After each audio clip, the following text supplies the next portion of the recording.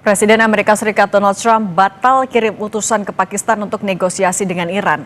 Sementara Iran menegaskan siap memberi balasan yang lebih keras jika AS Israel menyerang lagi. Apakah perundingan damai sudah tertutup? Kami akan bahas bersama Dubes RI untuk Amerika Serikat 2018-2019 Mahendra Siregar dan dosen geostrategi dan geopolitik Universitas Udayana Evata Filomeno. Selamat petang semuanya. Selamat petang Mbak Siti. Oke, Trump kan batal mengirimkan utusan ke Pakistan, tapi bilang kalau Teheran mau ngobrol, telepon aja. Ini sebenarnya strategi tarik ulur seperti apa Pak Mahendra yang sedang dilakukan oleh Trump? Kalau saya membacanya memang bukan Trump sebenarnya yang membatalkan, tapi dari pihak Iran sendiri berpandangan belum saatnya untuk bertemu lagi dalam pembahasan yang dimediasi lewat Pakistan karena prasyarat untuk masuk ke dalam pembahasan selama gencatan senjata ini belum dipenuhi, terutama dua hal, yaitu pertama adalah blokade kepada pelabuhan-pelabuhan Iran. Nah, itu masih terus dilakukan oleh Amerika Serikat yang kemudian dibalas juga akibatnya adalah penutupan Selat Hormuz oleh Iran. Nah, yang kedua memang mulai disinggung juga persoalan tentang mencairkan aset-aset Iran yang dibekukan oleh pihak Amerika Serikat maupun oleh negara-negara lain terkait dengan sanksi ekonomi dan keuangan yang dikenakan oleh Iran terhadap Iran. Jadi kalau dua syarat ini belum dipenuhi, memang justru Irannya yang tidak mau untuk melakukan pertemuan ya. Nah, sedangkan kunjungan dia ke dalam arti Menteri Luar Negeri Iran ke Pakistan, kalau saya lihat posisinya itu adalah dalam konteks bilateral, tapi tentu sekaligus membahas poin-poin terkait pembahasan dengan Amerika Serikat, dan dari situ dia pergi ke Oman. Jadi tidak berarti dalam konteks sepenuhnya terkait dengan pembahasan itu sendiri. Jadi lebih call-nya itu ada di pihak Iran, dan Iran merasa belum saatnya untuk melakukan pembahasan lebih lanjut, dan kemudian apa yang kita dengar dari Trump adalah respon yang dilakukan olehnya. Berarti kalau dibilang gertakan Trump itu adalah strategi jual mahal, Mas Evata, benar nggak? Ya, bahwa kita harus paham ya, perang ini memang belum mencapai titik yang sangat-sangat bisa kita katakan ya, sangat-sangat benar-benar ultimat ya, atau ultimatum ya. Jadi perang ini berada pada titik yang nanti bisa terlihat akan berakhir. Akan tetapi justru dalam situasi seperti ini kita bisa melihat bahwa Iran memainkan shuttle diplomasi yang sangat-sangat menarik ya. Bahkan Iran juga sudah menawarkan 5 proposal yang baru begitu. Salah satunya adalah, kan awalnya itu ada 15 dari Amerika Serikat. Terus habis itu turun dari Iran menjadi 10. Nah sekarang Iran mempermudah kerangka-kerangka kerjasama dan juga pengendalian terhadap Hormuz, dan juga nanti ke depannya akan ada diplomasi aktif yang dilakukan. Satu, yang Iran tawarkan adalah gencatan senjata permanen. Iran berharap agar nanti ke depannya ada penghentian total dari semua operasi militer yang ada. Yang kedua adalah bantuan kemanusiaan. Iran berharap agar ada jaminan akses tanpa hambatan bagi warga sipil ya yang terdampak. Terus selanjutnya ada pertukaran tahanan. Nah ini kan menjadi salah satu kunci-kuncian yang sama ini belum diselesaikan dengan baik. Dan yang terakhir ya terkait dengan dialog politik dan juga penarikan mundur pasukan. Nah ini adalah etiket baik yang dilakukan oleh Iran sebenarnya dari Arghachi yang sudah bertemu dengan PM Pakistan selama 2 jam, habis itu ketemu Panglima Angkatan Darat, dan bahkan nanti dia akan langsung ke Muscat, Oman, dan nanti kembali lagi ke Pakistan, baru nanti akan ke Rusia. Jadi sebenarnya situasi ini bisa kita baca bahwa Iran sebenarnya berada pada posisi yang cukup lentur mengikuti Amerika Serikat. Akan tetapi Amerika Serikat merasa poin dialog politik itu nanti baru memuat poin nuklir yang tadi sudah disampaikan. Nah, poin nuklir ini yang Amerika ingin itu dibahas di awal. Padahal dari Iran sendiri harus ada poin-poin yang lain dulu dengan etiket yang baik. Karena sudah 2 kali mereka merasa dihianati. Nah, maka mereka juga memainkan poin bahwa diplomasi adalah bagian dari senjata mereka. Dan mereka tahu Eropa sangat membutuhkan hal tersebut. Maka tadi Prancis akhirnya mengeluarkan sikap, dan juga kita lihat Inggris, dan juga nanti ke depannya melalui diplomasi telepon sudah ada ngobrol-ngobrol bahkan dengan Menlu dari Mesir, dan juga ada Menlu dari Turki. Jadi anggota NATO juga sudah mulai pelan-pelan diajak bicara dalam kasus dan penyelesaian masalah ini. Saya lihatnya demikian. Kalau yang soal Amerika juga bilang, aduh sekutunya di Eropa ini jangan cuma memanfaatkan Amerika aja, tapi nggak ngapa-ngapain ketika Amerika sedang dalam konflik. Kemudian Perancis dan Inggris juga memimpin konferensi-konferensi. Apakah Anda melihat ini bahwa desakan dari Amerika Serikat cukup berdampak ke sekutunya di Eropa? Ya, bahwa kita lihat center of gravity dari Iran ini kan pindah-pindah. Ya. Awalnya kita berpikir pimpinannya, terus kita pikir perpolitikan di dalam negerinya, terus Selat Hormuznya. Tetapi pada dasarnya semua akhirnya terintegrasi dan semua memiliki kepentingan yang sama. Nah, maka tekanan dari Amerika Serikat ini sebenarnya adalah upaya untuk memberitahu kepada dunia bahwa Selat Hormuz ini adalah kepentingan bersama. Akan tetapi Iran dalam hari ini gitu malah memainkan posisi yang berbeda. Kami sama sekali tidak menutup ya, double blokade ini kan merupakan ide dan akal-akalan dari Amerika Serikat. Nah, itu yang ditunjukkan, dan hari ini baru si Aragachi kan bergeser dari sana. Sebenarnya sudah ada delegasi dari Iran yang sudah bertemu dengan pemimpin negara Pakistan begitu, tapi Amerika sendiri malah mengalami kasus politik di dalam negeri, masalah keamanan mereka, dan mereka mengatakan bahwa mereka tidak siap ya, proposal-proposal yang disampaikan tidak jelas begitu. Nah, maka kita akan melihat bahwa situasi ini nanti ke depannya justru akan menjadi genjatan senjata mungkin yang jauh lebih panjang. Kalau ditanya apakah eskalasi militer itu masih diinginkan, itu diinginkan sama Israel ya, yang nanti akan berharap Amerika melakukan agresi lagi. Tetapi untuk saat ini ya justru kontra intelijen dari Iran juga sudah melakukan serangan ya, melakukan operasi di beberapa titik Balochistan ya, terus juga di Sistan ya, dan juga mereka berencana untuk mengangkat berapa buster bunker yang selama ini jatuh dan belum meledak. Ada 3 tuh lokasinya di Natanz, Fordo ya, dan di Yards yang belum meledak. Nah, mereka sampaikan bahwa ya tidak semua serangan dari Amerika Serikat ini berhasil untuk mereka dan harus ada diplomasi. Itu kalau yang saya lihat. Kalau Pak Mahendra, sebenarnya Anda kan juga bertugas di Amerika Serikat ketika Trump ada di periode yang pertama. Kalau melihat ambisi dan karakter dari Trump, apa yang masih ia inginkan, apa yang membuat ia begitu mengganjal untuk melanjutkan negosiasi ketika sebenarnya Iran sudah lebih lentur? Jadi ini memang dilihat dari Trump, memang dia sebenarnya sudah tidak besar lagi, ataupun kalau masih ada sekiranya ya, keinginan untuk eskalasi ke perang. Karena dia ingin mencari jalan keluar atau apa yang sering disebut dengan off-ramp dari situasi sekarang yang menyulitkan dia. Karena objektif dari perang Iran ini juga tidak akan maksimal, lalu risikonya pada ekonomi Amerika dan ekonomi dunia berat, lalu juga risiko terhadap situasi politik, terutama dalam negerinya menghadapi pemilihan legislatif juga tidak kondusif kalau ini berkepanjangan. Di samping juga kalau eskalasi terjadi, risiko pada korban di pihak pasukan Amerika Serikat dan juga memang perang tidak populer di mata publik Amerika. Jadi sudah begitu banyak risiko-risiko yang akan dihadapi kalau dia eskalasi. Tapi di lain pihak, karena dia adalah orang dan juga pemimpin yang tidak mau kelihatan kalah secara terbuka begitu, tentunya perlu ada klaim yang bisa dia lakukan. Dalam hal ini dia akan fokus kepada klaim bahwa karena ada peperangan ini dan berkat apa yang dia lakukan, Iran kemudian dinyatakan atau menyatakan diri tidak ingin memiliki senjata nuklir ke depannya.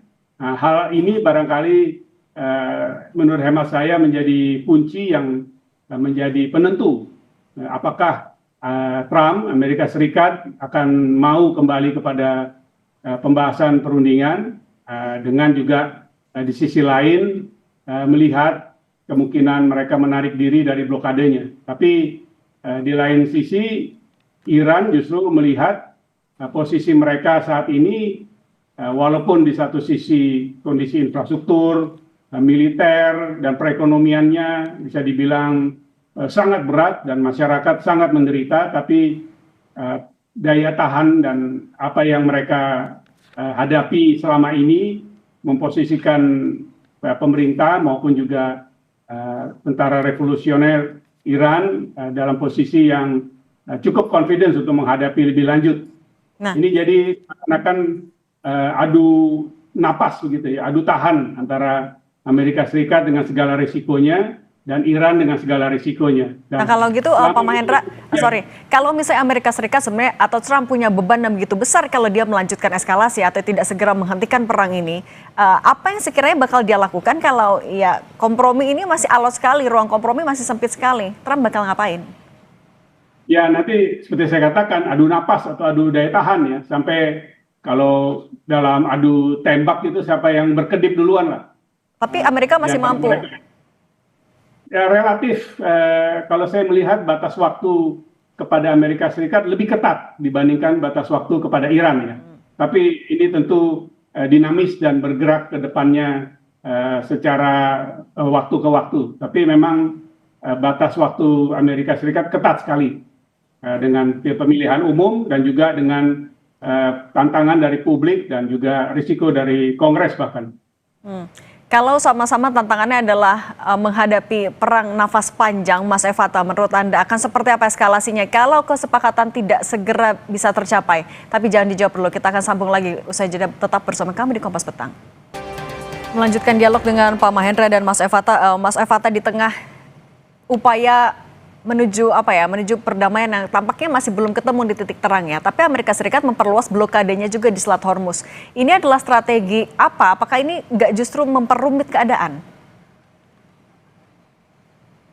Baik, pertama bahwa doktrin perang Amerika Serikat ini kan memang terbatas ya. Jadi ketika mereka melakukan serangan, ya meskipun kapasitasnya itu sangat-sangat besar ya, wide sekali, luar biasa, dia bisa melakukan apa saja, dia punya senjata pemusnah massal, akan tetapi tujuan politis mereka yang terbatas. Sehingga ketika mereka melakukan serangan, mereka juga berharap agar dengan waktu dan tempo yang presisi, sesuai dengan ya skema yang mereka sudah rancang sedari awal. Akan tetapi yang dilakukan oleh Iran itu dengan strategi asimetris bahkan menuju atrisi ini, membuat Iran juga center gravitinya berpindah-pindah, sehingga serangan-serangan yang dilakukan oleh Amerika Serikat baik secara militer ya, dengan udara ya, dengan teknologi canggihnya mereka gitu, belum mampu untuk mengubah situasi begitu. Maka satu-satunya bisa dilakukan oleh Amerika adalah memberikan tekanan pada ekonomi begitu. Double blokade ini kan tekanan ekonomi atau istilahnya zero clock ya. Jadi kita tahu bahwa sebenarnya per hari ini gitu ada berapa titik-titik di Iran ya. Salah satunya ada titik-titik produksi minyak yang akhirnya mulai kebanjiran air. Itu yang disampaikan oleh Amerika. Mereka percaya ketika nanti ke depannya reservoir itu akhirnya dipenuhi oleh air karena banyak minyak yang tidak bisa keluar, akhirnya Iran bangkrut. Terus yang kedua, Amerika percaya bahwa tanggal 28 nanti para perusahaan-perusahaan penerbangan di dunia akan meminta agar Selat Hormuz ini dibuka, karena bagaimanapun aftur ini kan mengalami kelangkaan atau scarcity begitu. Nah, maka Amerika justru menembak itu dan mengatakan seperti yang tadi disampaikan bahwa Selat Hormuz harus dibuka secara bersama begitu. Padahal sebenarnya secara esensial gitu kedua belah pihak sebenarnya sudah mau mencapai titik-titik kesepakatan, akan tetapi berubah-ubah terus ya poin-poin dasarnya. Nah, inilah sehingga yang ditunggu oleh Amerika adalah perpecahan politik di dalam negeri. Tapi masih sangat-sangat sulit ya, meskipun banyak isu Ghalibaf hari ini mundur menjadi diplomat ya, menjadi bagian dari negosiasi ini ya, dan dikatakan bahwa dia berpihak pada pihak-pihak manapun ya, tetapi sudah ditepis ya. Jadi masih banyak ya bola-bola liar yang terjadi di dalam negeri Iran, tetapi hal tersebut masih dalam kondisi yang cukup stabil karena dipegang oleh IRGC. Nah, ini dia. Maka kesulitan dari Amerika juga buntu karena negosiasi dengan pihak IRGC. Kalau negosiasi dengan Arghachi sudah selesai dari kemarin. Tapi dari Arghachi bawa proposal ke IRGC juga sama. Itu dipimpin oleh Fahidi juga pasti mengatakan bahwa mereka tidak setuju. Nah, ini dia. Jadi masih ada deadlock yang terjadi dan mungkin hanya waktu yang nanti bisa menjawab perlahan-lahan ya ke depannya seperti apa, dan juga agresi-agresi yang begitu sangat terukur dari Israel yang terus ya mencoba untuk melakukan operasi masuk ya ke dalam titik-titik vital bahkan sipil dari Iran sendiri, dan begitu juga Iran menyerap berapa titik-titik vital dari Israel itu juga. Mas Evata, tapi berarti maksudnya kalau untuk negosiasi dengan Arghachi dan juga dengan IRGC itu harus dengan gaya yang berbeda? Ya, tentu di sini perbedaannya kan, ketika kita melihat bahwa IRGC ini kan militeristik dan ideologis begitu. Bagi mereka perang ini kan adalah suatu misi suci. Nah, sedangkan kalau dari Iran, mereka kan dari teknokrat mereka pasti akan berpikir bahwa kepentingan publik, ya kepentingan masyarakat yang sama ini sudah diembargo secara ekonomi ya, ada permasalahan-permasalahan politik di dalam negeri harus diselesaikan dengan negosiasi begitu. Nah, maka proposal ini sebenarnya masih bisa berjalan gitu apabila itu dari tim Amerika Serikat juga mengirimkan ya G-Defense ya mungkin yang seperti diharapkan oleh Iran, dan juga mereka berharap nanti ke depannya ada etiket ya mungkin dari 5 proposal 2 atau 3 lah disepakati pelan-pelan begitu kan. Tapi nyatanya Amerika tuh inginnya full. Nah ini kan jadi leverage dan coercive diplomation ini kan malah menyebabkan yang namanya perdamaian makin jauh dari meja begitu. Padahal itu kan harus ada etiket pacta sunt servanda dari kedua belah pihak. Win-win solution, jangan win-lose solution. Saya lihat demikian. Nah kalau menurut Anda Pak Mahendra, Amerika Serikat atau Trump mungkin nggak melakukan penyesuaian untuk bisa cari win-win solution untuk pemerintahan Iran dan juga IRGC? Mungkin saja, tetapi ruang untuk itu akan semakin mengecil dan risikonya kedua-duanya kalau tidak melihat bahwa memberikan konsesi satu sama lain itu adalah satu-satunya cara menuju kepada pembahasan yang kemudian kesepakatan pada kerangka umum perundingan, dan perundingan sendiri kan belum mulai dan masih akan panjang, maka risikonya mereka akan terjebak pada posisi yang tidak bisa lagi dipertemukan. Nah, kalau itu yang terjadi, maka skenarionya 2, yaitu kondisi status quo damai tidak, perang tidak, yang terus berkepanjangan sampai dua-duanya akan masuk ke batas waktu masing-masing dan akan menghadapi risikonya yang tadi saya sampaikan. Atau kedua, memang ada kemungkinan pada eskalasi, pada peperangan kembali yang pasti akan saling merugikan ya. Jadi memang ada waktu, katakanlah seminggu ke depan, tapi setelah itu ataupun ruang geraknya makin lama makin sempit dan akan bisa menjadi fatal bagi masing-masing pihak. Okay. Dan pada gilirannya dua-duanya ya. Nah selain itu juga kan Amerika Serikat menyindir sekutunya di Eropa karena dibilang nggak ngapa-ngapain, jangan konferensi-konferensi doang. Ini sebenarnya sindiran ini maknanya apa? Apakah sebenarnya bentuk minta tolong juga untuk dukungan dari Eropa? Permintaan tolong sudah dilakukan pada bulan lalu saya rasa ya, di laga awal di minggu-minggu peperangan dimulai, tapi tidak direspon positif oleh banyak negara, termasuk para anggota sekutunya di dalam NATO. Saya rasa sudah jelas karena mereka tidak merasa dikonsultasikan pada saat penyerangan ini, jadi tidak merasa bertanggung jawab dan tidak mau menjadi bagian yang menanggung risiko dari perkembangan yang tidak kondusif pada saat perang. Saya rasa kalau posisi itu akan sulit lah untuk berubah ya, karena Amerika masuk juga secara unilateral dan risikonya ya tidak mau mereka share ketidakpastian seperti ini. Dengan tahu adanya resiko yang mungkin tidak akan diambil oleh Eropa dan mungkin beberapa negara di Asia juga, Mas Efat, menurut Anda, apa yang mungkin akan bisa menekan Iran dan Amerika Serikat untuk segera fokus pada negosiasi saja, jangan sampai ada eskalasi lanjutan?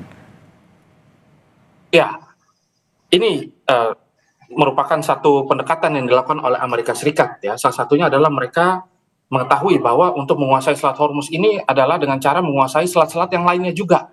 Yang kita tahu bahwa Iran di sini kan juga memainkan diplomasi back channel ya dengan Cina ya, dengan Rusia juga begitu. Maka negara-negara yang memiliki veto itu nanti akan coba semaksimal mungkin, tetapi khususnya untuk 2 negara itu ya, antara Cina dan juga Rusia yang sebenarnya sudah berapa kali, terutama Cina yang mengirimkan proposal ya melalui Iran begitu untuk mengatakan bahwa perang ini memang harus sudah selesai. Dan kita tahu bahwa Amerika juga melakukan strategi pencekikan ya, straight di beberapa titik gitu. Salah satunya yang mengaliri nadi perekonomian ke Cina. Nah maka ke depan nanti akan ada diskusi lebih lanjut lagi, tetapi dengan tingkat level-level yang jauh lebih di atas dari Iran itu sendiri. Bukan berarti Iran berada di bawah ya, tetapi dalam hal ini Iran berada pada posisi yang cukup sendirian kan. Secara bergen mungkin yang memiliki nuklir lah yang bisa diajak bicara begitu. Maka Amerika juga tahu hal demikian, mereka mencoba untuk memainkan strategi pengendalian ekonomi di dunia ini gitu. Kalau saya lihat ini adalah salah satu langkah yang mereka coba untuk tawarkan dan membuat nanti Iran akhirnya masuk pada meja negosiasi karena tadi terhimpit juga dan ada tekanan yang sangat signifikan dari beberapa negara di belakangnya. Demikian. Mas Efata Filomeno, dosen geostrategi dan geopolitik Universitas Udayana, dan Pak Mahendra Siregar, Duta Besar RI untuk Amerika Serikat tahun 2018-2019. Terima kasih sudah berbagi bersama kami di Kompas Petang. Sehat selalu semuanya. Terima kasih.